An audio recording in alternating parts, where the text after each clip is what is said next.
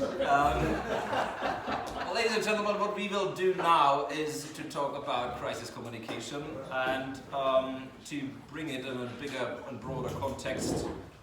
You all know that the once and only President of the United States, Francis Underwood, said once about communication through social media, "Welcome to the death of the age of reason. There is no right or wrong. No anymore. There's only being in and then being out." That's what we talk about now. It's to being out. What we will do now is talk about rapid response crisis management. And in the broader context, it's all about resilience. Resilience for organizations, for parties, for economic, for shareholders, for brands, for global brands. So I'm very excited to hear from our crisis communication expert, Eva Werner, who has worked together with the Ministry of Defense in Germany, other various think tanks and various brands in this sector, and also she is an author of this lovely book here, Change Management, which I was delighted to be the Herausgeber. So, what we do now is talking about communication and of course about social media, because it's fast, it's very low cost, and it has an extensive reach and a long range.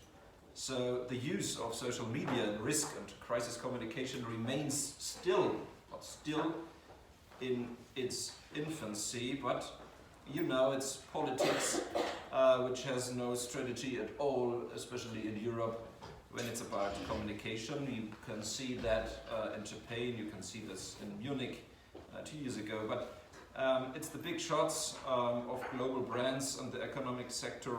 Once more, the politics can learn how to do. So I'm delighted to hear how is communication working, how is good crisis communication functioning, and what can states learn from this. Thank you. The floor is yours. Eva Werner.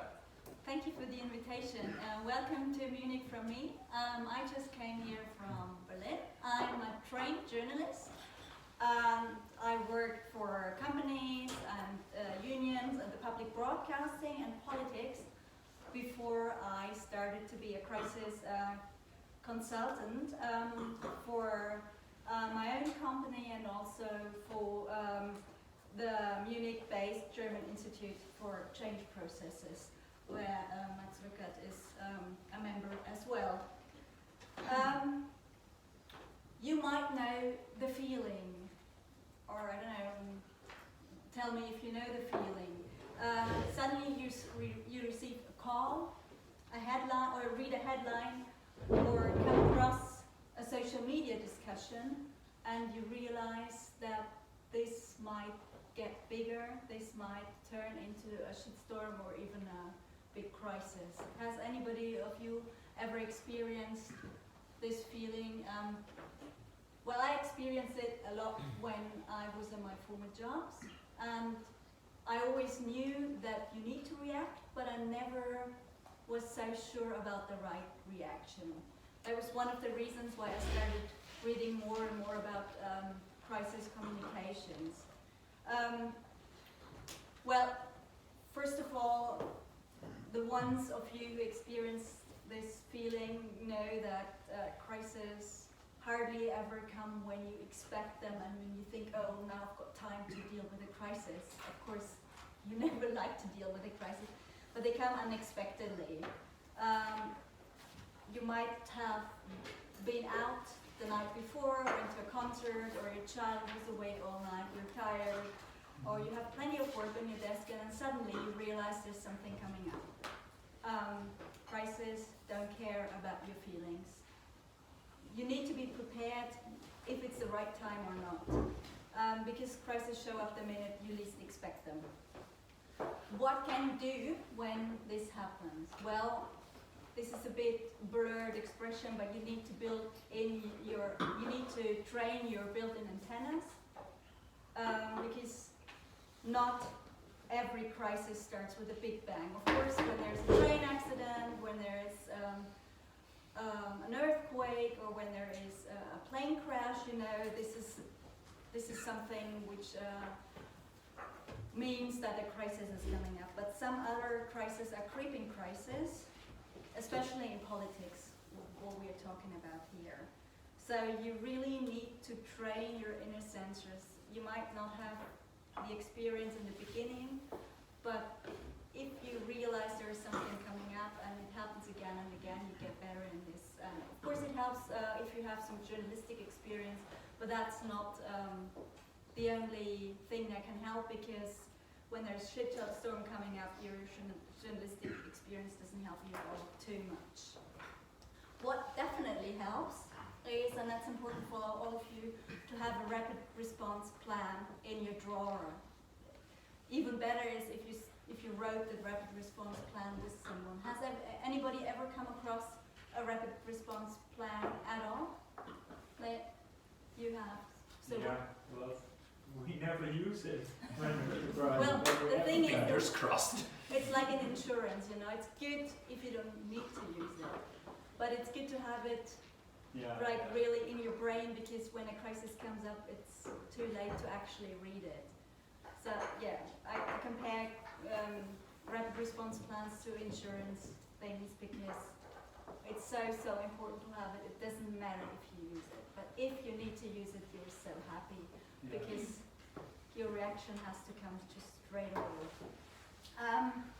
Well, let's just first see what is a crisis. Does anybody of you know how a crisis could be defined, or do you have an idea? Or should I just give you? I just give you some rough description. We're talking about crisis in communications here. We're not talking about psychological or any other crisis. The definition is for crisis in communication. So if a company, a politician, or a party is perceived in a negative light, that's one of the points which define definition. If you're define a crisis, if your business activity is disrupted, and if your reputation, brand, and your jobs are in danger. At least the German listeners here in the room might remember Christian Wolff back in 2012. I think it started in December 2011, where he actually didn't say the truth about things, and they revealed this, and it got bigger and bigger and bigger. And it didn't help that he actually left a message on the Bild Zeitung telephone, which they published afterwards. So the crisis got so big that in the end he had to leave his job, and people who worked for him actually lost their jobs as well. So this is how a crisis is defined. But then there's Winston Churchill. He said, never let a good crisis go to waste. This is what he said after the Second World War, but this is something which is still true for everybody who has to deal with crisis. Because, of course, it's a bit of a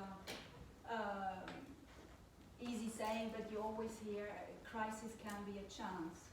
What I want to tell you today is, how can a crisis be a chance? Winston Churchill, of course, back then meant after the Second World War you had the chance to build up something better, and now everything was destroyed. But even when it comes to smaller happenings, smaller crises for one person or for politics in general, or companies, then you always have to keep in mind it's up to you if you turn a crisis into a chance. What should you do? Sorry, what do you mean a chance? I'm going to explain. Well, okay, maybe I'm going to explain before. If something bad happens to you, you react so well that make your politician, your party, or your company be seen in a better light. We're talking about Vertrauen, trust. We're talking about trust now. So, what can you do to even increase the trust in your company, in your politician, in your party? And there's always a chance. And I'm going to explain how to do that. This is an ostrich. This is something you should not do. In some older books back from the 80s, you might read that sometimes it's good just to ignore it. In the social media times, you should not just ignore crisis, or even upcoming crisis, even shitstorms. That will go wrong, for sure.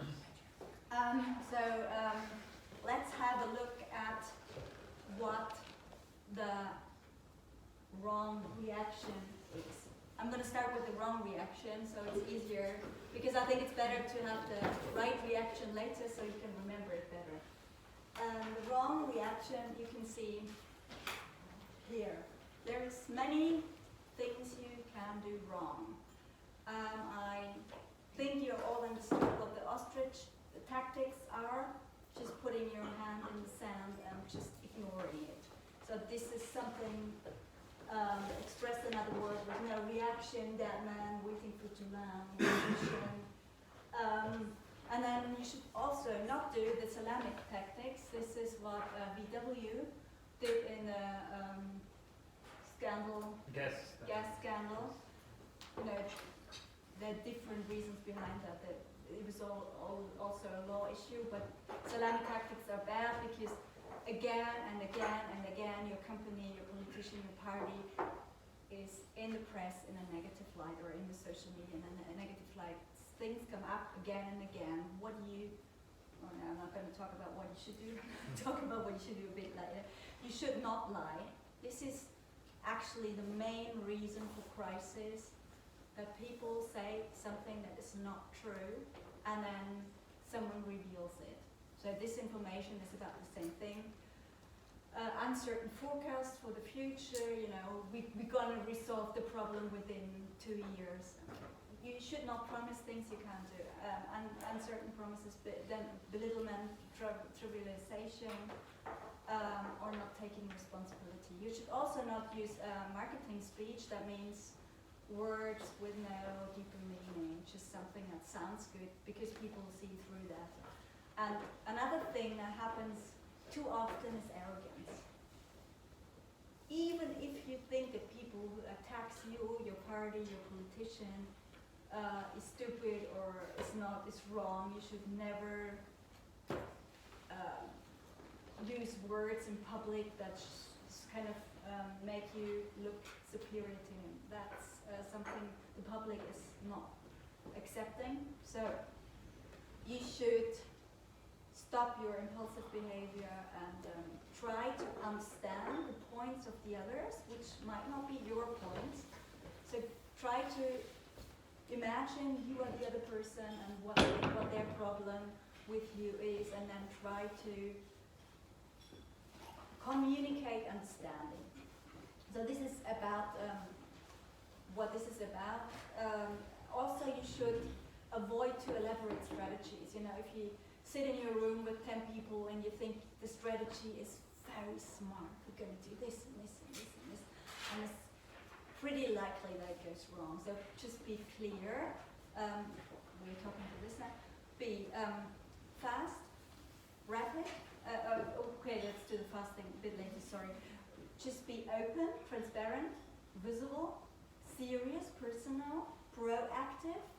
That means don't wait for others to come up with the news. Try to think about the press release, think about the social media post, not in reaction to another post, but put your own post. Say, we realize something is happening against us, but we want to give you the true story. Give us 20 minutes or something, but then you get the message. So be proactive and be fast. Fast means within the first 30 minutes, you should give a first response. this doesn't have full. It sometimes helps if you say, we realize there's a problem, we're gonna try to find a solution, give us some time, we're working on it, or if you realize there's something bad has happened, or even an accident, a crash, we are really sorry what happened, we're gonna give you more information in a week. But make sure the public knows you are working on it.